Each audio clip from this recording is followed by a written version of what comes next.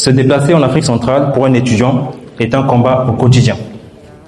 Ici en France, les étudiants savent à l'avance combien est-ce qu'ils vont dépenser par mois dans le transport. Au Congo, par exemple, chaque jour on improvise nos trajets en sachant que les prix varient tout le temps. Et même pour les besoins ponctuels, comme louer un bus pour une église ou un événement, c'est encore plus compliqué. Les responsables perdent des heures pour trouver un bus. Avec mon équipe au Congo, ainsi que mon expérience chez Keolis, nous avons lancé une start-up qui permet aux églises de réserver un bus en 3 minutes et aux étudiants de bénéficier d'un abonnement mensuel sur un trajet fiable.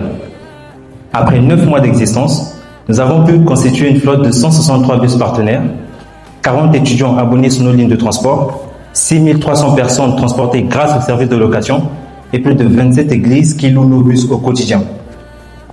Alors, il est important de savoir une chose. Brazzaville, c'est 3 millions d'habitants et 80% vont à l'église.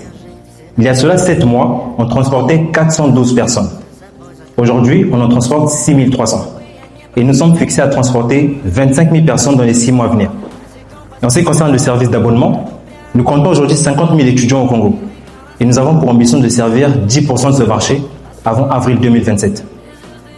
Alors, pour atteindre cet objectif, nous fixons notre coût d'acquisition de 20 € par client.